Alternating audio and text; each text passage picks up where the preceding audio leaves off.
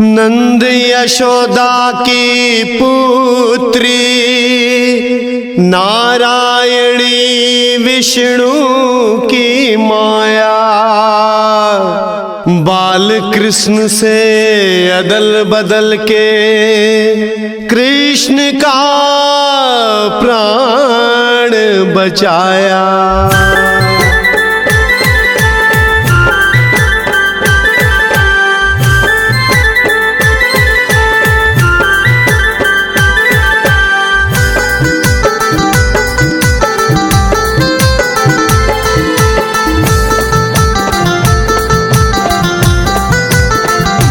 माता विंध्यवासिनी है महाशक्ति, माता है योग माया। माता विंध्यवासिनी है महाशक्ति, माता है योग माया। बाल कृष्ण का प्राण बचाई, जय हो। बाल कृष्ण का प्राण बचाई, कंस समझ न पाया। माता विंध्यवासिनी है महाशक्ति, माता है योग माया। माता विंध्यवासिनी है महाशक्ति, माता है योग माया।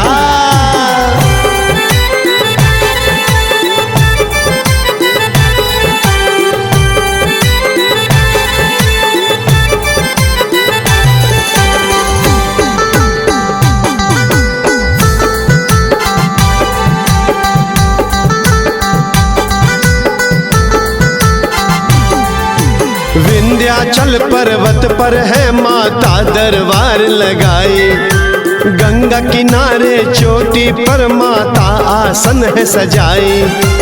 51 शक्ति पीठों में है विंध्याचल धाम, यह माता विंध्यवासिनी 100 शरीर विद्यमान। यह देवी के पूरे विग्रह का होता है दर्शन, यह देवी के रूप में है अद्भुत सा आकर्षण। जागृत शक्ति पीठ है ये, महिमा इनकी अपार। शक्ति और ऊर्जा का यहाँ होता है संचार, सिद्धि प्राप्ति होती यहाँ पे। जय विंध्यवासिनी। सिद्धि प्राप्ति होती यहाँ पे, साधना जिसने लगाया। माता विंध्यवासिनी है महाशक्ति, माता है योग माया। माता विंध्यवासिनी है महाशक्ति, माता है योग माया।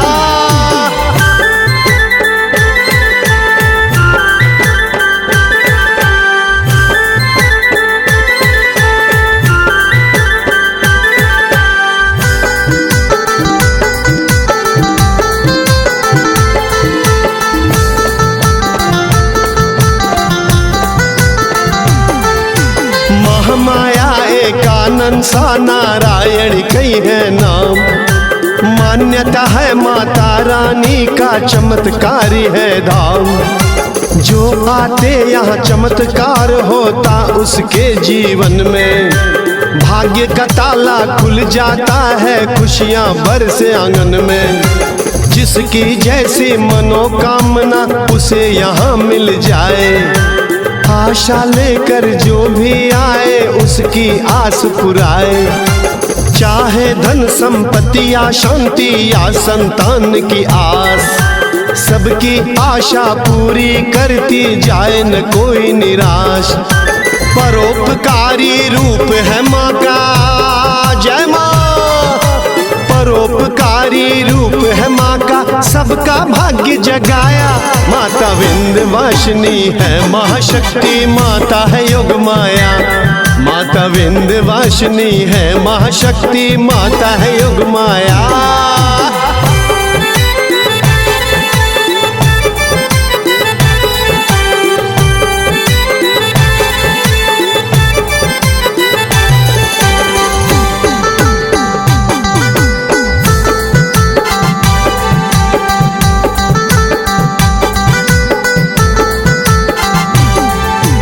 कुल देवी है नागवंशों की, यादवों की कुल देवी। और कई क्षेत्रों में भी माने इन्हें कुल देवी। राजस्थान से महाराष्ट्र दक्षिण भारत के लोग मानते हैं इन्हें कुल देवी, पूजा करते हर रोज। इन इनकी महिमा दूर दूर तक गाते हैं सब लोग। इनकी पूजा करने आते लाखों जन हर रोज। नवरात्रा के अवसर पर मेला यहाँ लगता है।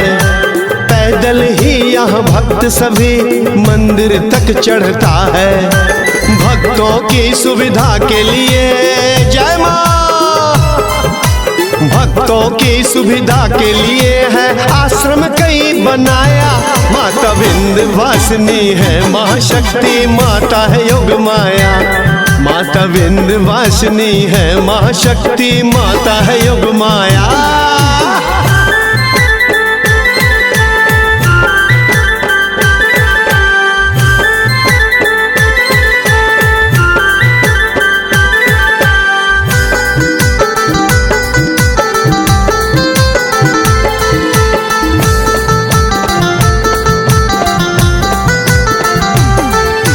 कहते हैं यहाँ भक्तों की होती है तुरंत सुनवाई। माँ के द्वार पे आके जो अपनी अर्जी है लगाई। क्या राजा क्या रंग यहाँ पे माँ के लिए सब एक। माता उसकी सुनती है जिसका हो इरादा नेक। सज्जन को उद्धार करे, दुष्टों को करे श्रृंगार। यहाँ न्याय पाता है सभी, ऐसा है दरबार।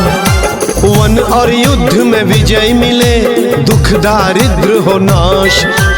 शोक हरण करती माता, रखे ये विश्वास। आदि शक्ति है विंध्यवासिनी जय माँ। आदि शक्ति है विंध्यवासिनी, जो आया सो पाया। माता विंध्यवासिनी है महाशक्ति, माता है योग माया। माता विंध्यवासिनी है महाशक्ति, माता है योग माया। बाल कृष्ण का प्राण बचाई, कंस समझ न पाया।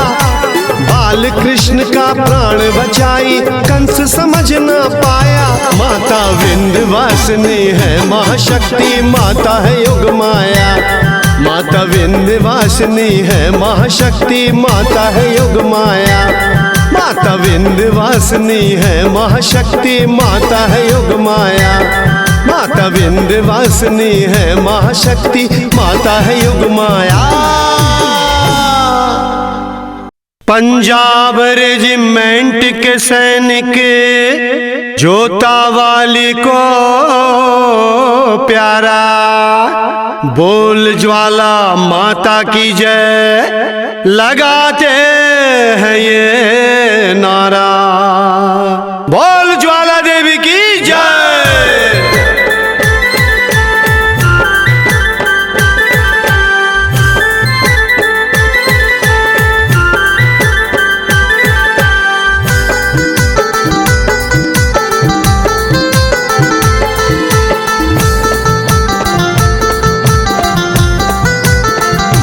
ज्वाला देवी जी की ज्वाला सदियों से जल रही लगातार।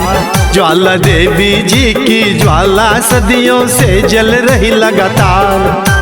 बुझा सका ना अकबर भी, मिट गया अहंकार। बुझा सका ना अकबर भी, मिट गया अहंकार। जोतावाली जी की ज्वाला सदियों से जल रही लगातार। जोतावाली जी की ज्वाला सदियों से जल रही लगातार।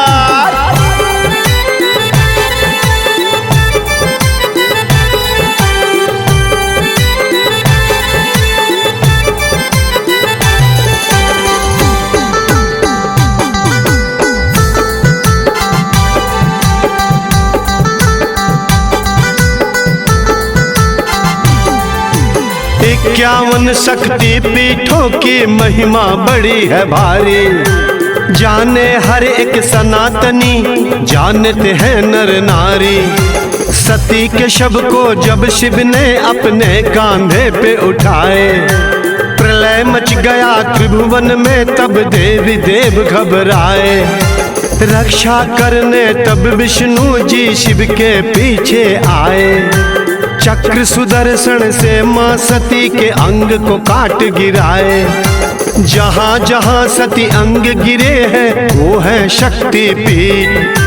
कांगड़ा में गिरी थी जिह्वा, ये भी है शक्तिपीठ।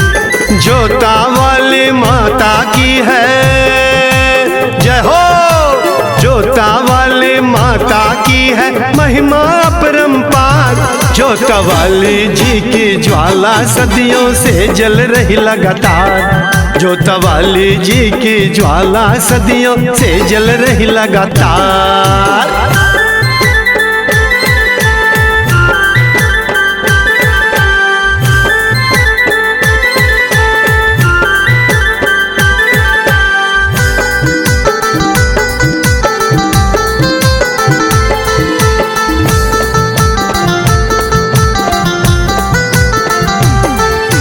कहते हैं कि अकबर को भी खुद पे हुआ गुमान। ज्वाला बुझाने दल बल संग पहुंचा ज्वाला स्थान। तरह तरह से ज्वाला बुझाने का वो किया प्रयास। अहंकार माँ चूर करी थी, पस्त हो गया था आस। हार के उसने माँ के चरण में मस्तक अपना झुकाया। जोता वाली को उसने था स्वर्ण की छतरी चढ़ाया। पर ज्वाला माता ने उसे करी नहीं स्वीकार। माँ को भक्त की भक्ति प्यारी, सोना चांदी बेकार। शक्ति स्वरूपा जोता वाली जय हो माँ। शक्ति स्वरूपा जोता वाली सबको करे उद्धार। जोता वाली जी की ज्वाला सदियों से जल रही लगातार। जोता वाली जी की ज्वाला सदियों से जल रही लगातार।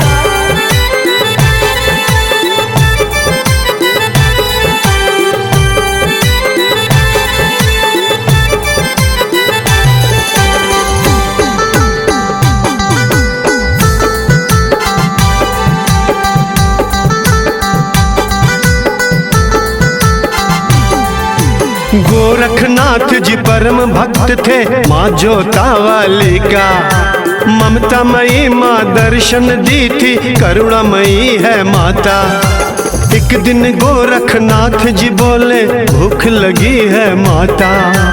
अग्नि जला के रखना तब तक जब तक मैं ना आता। किंतु न गोरखनाथ जी लौटे, जल रही तब से ज्वाला। अद्भुत है माता की महिमा, माँ का दर है निराला। माँ के 9 रूपों की तब से जलती आ रही ज्वाला। जो भी माँ के शरण में आए खुलता भाग्य का ताला। पास ही गोरखनाथ का मंदिर जय हो। पास ही गोरखनाथ का मंदिर, अनुपम है दरबार। जोता वाली जी की ज्वाला सदियों से जल रही लगातार। जोता वाली जी की ज्वाला सदियों से जल रही लगातार।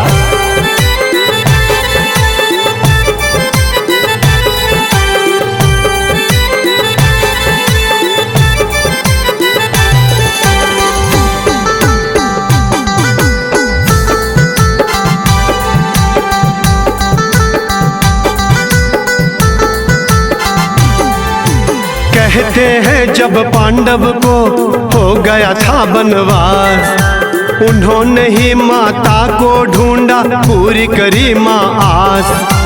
खंगारुत राजपूतों की कुल देवी जोता वाली। पुआ पूड़ी चावल से सजती है भोग की थाली। जो भी आए इनकी शरण में पूरी होवे आस। दुख दारिद्र मिटे सब उसका, मिट जाए हर शाप। चमत्कारी है माँ का मंदिर, आता है जो सवाली। मनोकामना पूरी हो सबकी, लौटे न कोई खाली। जोता वाली शक्ति पीठ है जय माँ। जोता वाली शक्ति पीठ है, करती है बेड़ा पार। जोता वाली जी की ज्वाला सदियों से जल रही लगातार। जोतवाली जी की ज्वाला सदियों से जल रही लगातार। बुझा न पाया अकबर भी मिट गया अहंकार, बुझा न पाया अकबर भी मिट गया अहंकार। जोतवाली जी की ज्वाला सदियों से जल रही लगातार, जोतवाली जी की ज्वाला सदियों से जल रही लगातार, जोतवाली जी की ज्वाला सदियों से जल रही लगातार, जोतवाली जी की ज्वाला सदियों से जल रही लगातार।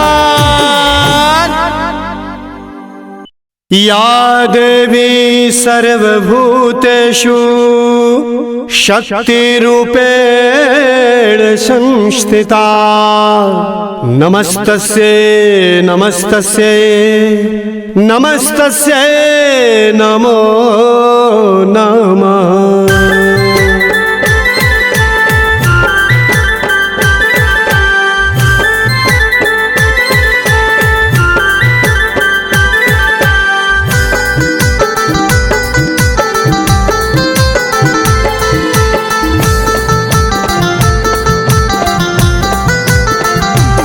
शक्तिपीठों में से एक है मैहर वाली माता रानी, शक्तिपीठों में से एक है मैहर वाली माता रानी।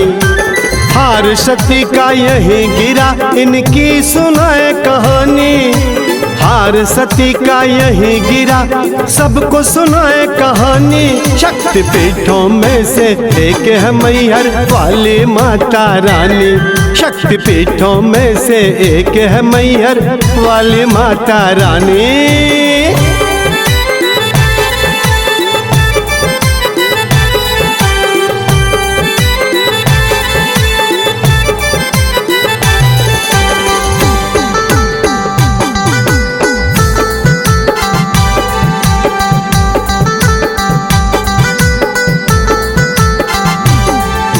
सती कथा सब जानते हैं, सती कैसे प्राण गंवाए। वीरभद्र तब यज्ञ में जाके भी उत्पात मचाए। सती का शव कंधे पे उठा के शिव जी उग्र हुए थे, शिव के क्रोध से भूमंडल और त्रिभुवन डोल रहे थे। तब सब देवता विष्णु जी से शिव को मनाने कहे थे। श्री विष्णु जी चक्र सुदर्शन लेकर निकल पड़े थे। शिव के पीछे चलते चलते सती अंग को काटे, टुकड़ों टुकड़ों में सती अंग को श्री विष्णु जी बांटे। जहाँ जहाँ सती अंग गिरा था, जय माँ, जहाँ जहाँ सती अंग गिरा था शक्तिपीठ जग जानी।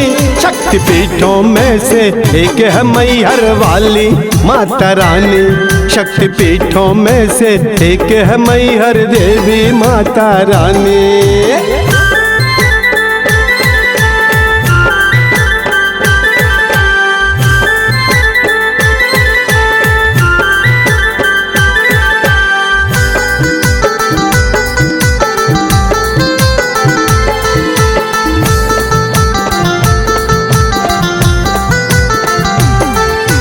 हार सती का जहाँ गिरा वो शक्ति पीठ में आता। माई के हार से मैहर बना है, मैहर देवी कहाता। अल्लाह ने खोजा था इनको पूजा करने लगा था। शारदा माई कहता अल्लाह माई का भक्त बना था। इसीलिए मैहर देवी को कहते हैं शारदा माई। अमर होने का वर पाया कृपा करी थी माई। कहते हैं कि आज भी अल्लाह माई की पूजा करता। रात पहर में मंदिर की घंटी नित दिन बजता। मंदिर में कोई रहता नहीं, जय हो।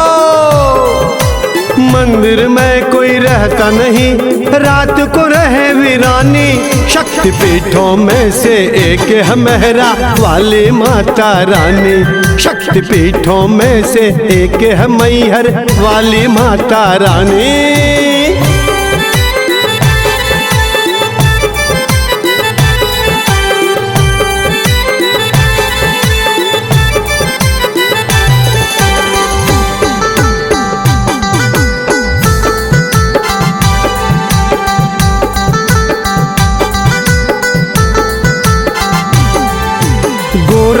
नाथ जी अल्लाह उदल के गुरुदेव कहलाते। अस्त्र शस्त्र की शिक्षा दिए इनकी गाथा गाते। अल्लाह उदल दोनों ही वीर थे देशभक्त कहलाते। अल्लाह उदल की वीरता गाथा आज भी सब कोई गाते। बैरागढ़ के युद्ध में उदल वीर गति को पाया। अल्लाह उन्हें तब लेके महोबा विधि पूर्वक दफनाया। राम कृष्ण मठ में श्री माँ नाम से जानी जाती। गुरुदेवी इन्हें मान सभी गुरुदेवी कहलाती। बल बुद्धि विद्या देती है माता, जय माता की। बल बुद्धि विद्या देती है माता, महिमा है जग जानी। शक्ति पीठों में से एक है मैहर वाली माता रानी। शक्ति पीठों में से एक है मैहर वाली माता रानी।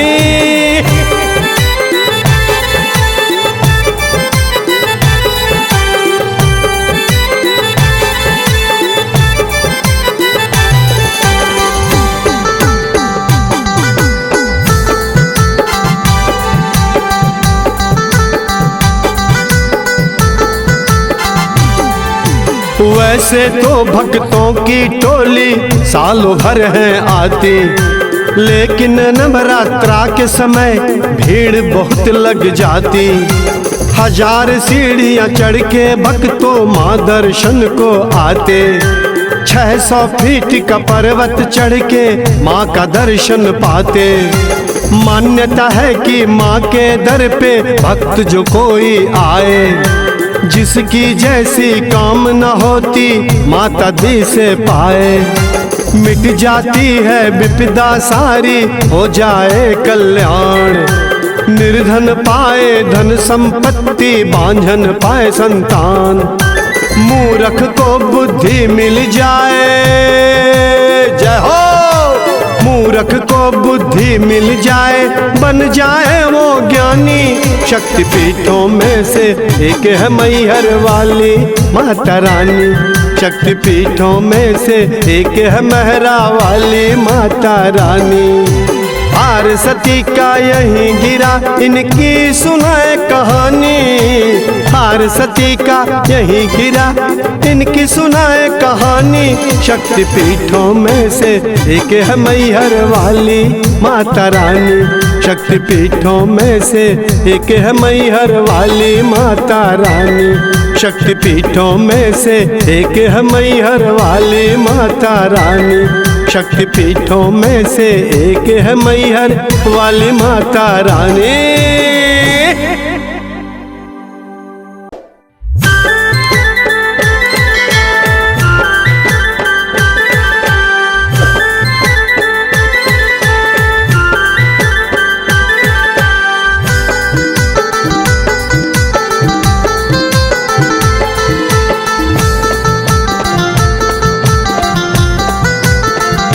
शक्ति पीठों में से एक है तारा पीठ बड़ा ही महान। शक्ति पीठों में से एक है तारा पीठ बड़ा ही महान। तारा पीठ है बड़ा महान, जहाँ बन जाए सबका काम। तारा पीठ है बड़ा महान, जहाँ बन जाए सबका काम। शक्ति पीठों में से एक है तारा पीठ बड़ा ही महान। शक्ति पीठों में से एक है तारा पीठ बड़ा ही महान।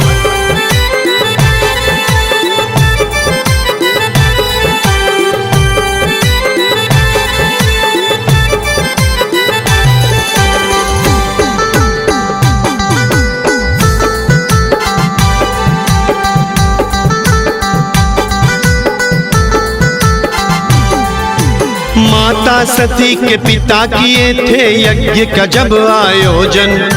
सब देवों को बुलाए पर शिव को न दिया आमंत्रण। बिना बुलाए माता सती उस यज्ञ में जा पहुंची थी। सब देवों के बीच पिता अपमानित शिव को की थी। पति का हो अपमान ये बातें सती न सह पाई। उसी यज्ञ के अग्नि कुंड में कूद के प्राण गवाए। खबर मिलते ही वीरभद्र ने था उत्पात मचाया। सती के शव को महादेव ने अपने कांधे उठाया। तांडव करने लगे देवेश्वर, हर हर महादेव। तांडव करने लगे देवेश्वर, डोला तीनों जहान। शक्ति पीठों में से एक है तारा पीठ बड़ा ही महान। शक्ति पीठों में से एक है तारा पीठ बड़ा ही महान।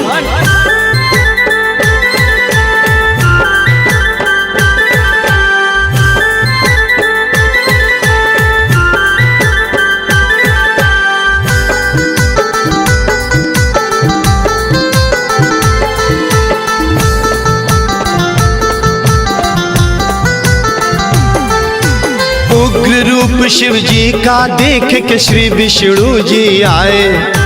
चक्र सुदर्शन से चुपके सती अंग को काट गिराए। जहाँ जहाँ सती अंग गिरा था शक्ति पीठ कहाता। दाहिनी आंख का तारा गिरा जहाँ तारा पीठ कहाता। वीरभूम पश्चिम बंगाल में द्वारका तट पे है ये। वशिष्ठ मुनि तप यही किए, यही तंत्र ज्ञान पाए थे। वामा खेपा भक्त थे माँ का दर्शन मान दिखाए। दिव्य ज्ञान और तंत्र साधना माँ की कृपा से पाए। 10 महाविद्याओं में एक है, जय माता रा। 10 महाविद्याओं में एक है, मिले तंत्र का ज्ञान। शक्ति पीठों में से एक है तारा पीठ बड़ा ही महान। शक्ति पीठों में से एक है तारा पीठ बड़ा ही महान।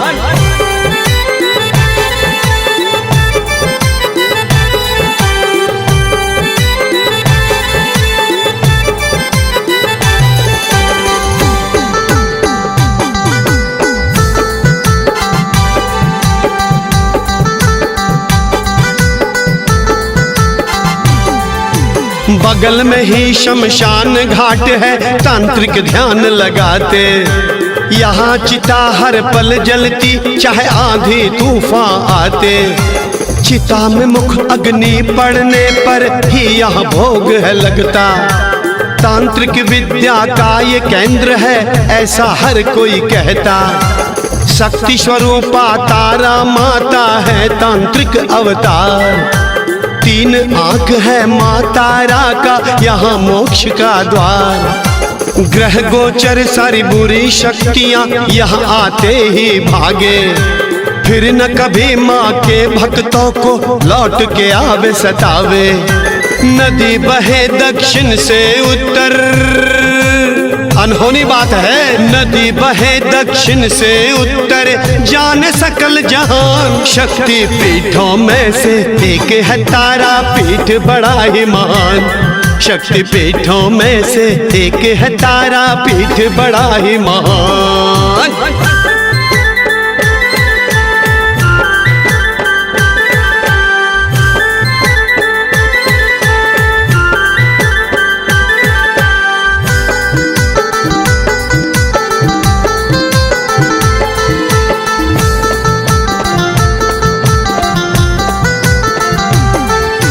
बुरी नजर का असर कभी न माँ के भक्त पे होए। उल्टा ही वो बुरी नजर लौटे और खुद वो रोए। मिट जाए सब शक्ति नकारा, सुशक्ति हो संचार। खुशियाँ घर आंगन में आए, मैया करे उद्धार। सर्वेश्वर की कृपा हो उस पे, भक्त का हो कल्याण। विपदा छट जाए जीवन से, बढ़े जगत में मान। बल बुद्धि विद्या यश मर्यादा बढ़ता रहे निरंतर। मनोकामना पूर्ण हो सब, माँ की कृपा हो उस पर। प्राण त्यागे तो मोक्ष वो पाए, जय माता रा। प्राण त्यागे तो मोक्ष वो पाए, मैया राखे ध्यान। शक्ति पीठों में से एक है तारा पीठ बड़ा ही महान। शक्तिपीठों में से एक है तारापीठ बड़ा ही महान। तारापीठ है बड़ा महान, जहाँ भक्तों का हो कल्याण। तारापीठ है बड़ा महान, जहाँ भक्तों का हो कल्याण। शक्तिपीठों में से एक है तारापीठ बड़ा ही महान। शक्तिपीठों में से एक है तारापीठ बड़ा ही महान। शक्तिपीठों में से एक है तारापीठ बड़ा ही महान। शक्तिपीठों में से एक है तारापीठ बड़ा ही महान।